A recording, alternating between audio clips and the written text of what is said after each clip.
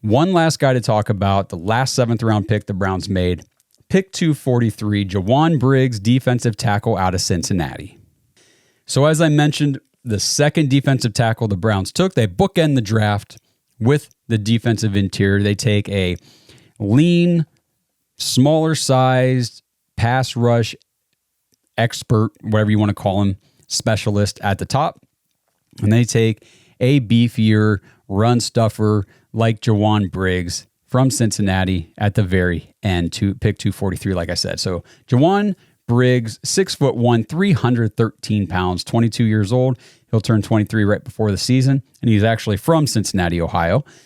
So again, we started the draft with a Cleveland defensive tackle, and we ended the draft all the way down south in Cincinnati with a defensive tackle.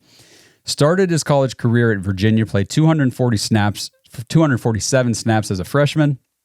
He had decent production, nothing crazy for those first 2 seasons at Virginia. He transferred to Cincinnati in 2021, played all 14 games, had 39 tackles, 15 run stops, 23 pressures with 3 sacks. 2022, he played in 12 games with 52 tackles, 28 run stops, 19 pressures, and 5 sacks. 2022 was Jowon Briggs' best season in college. Again, let me read those again. 12 games, 52 tackles, 28 run stops, 19 pressures, 5 sacks. And here in 2023, he played 12 games again, 25 tackles, 14 run stops, 15 pressures, and 2 sacks. So production came down a little bit, but still very effective. NFL draft profile. Squatty interior defender with short arms and a lack of ideal scheme fit. He won't disrupt as a gap shooter and isn't long enough to control blockers as a 2-gapper. Briggs isn't sudden off the snap, but does play with good lateral quickness to hunt and tackle runners down the line. He does a decent job of utilizing hand fighting to knock a blocker's hands off of him, but he's more likely to stay engaged early on than find quick wins.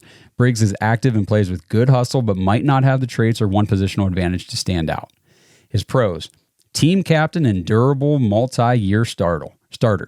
Plays with secondary effort to pressure play extending quarterbacks. That's pretty good. We got a lot of those in the AFC North now. Let's see. Excellent short area hustle helps him rally to ball carriers. Plays with enough anchor to constrict gap against single blocks. Weaknesses: he has short arms and lacks initial jump to get on top of pass protection quickly. Unable to create enough separation to clear block engagement. Struggles keeping pads square to move blocks and gets washed away on cutbacks. And he doesn't possess traits of true 1 or 2 gap defender. Moving over to draft buzz scouting. Combines excellent power with initial quickness, but one of his best attributes are his violent hands, which Briggs uses with impressive precision. His hand use is excellent. He's strong in the upper body and consistently swats away blockers.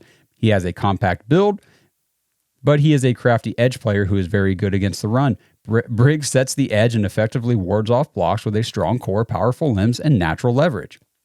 I like all that.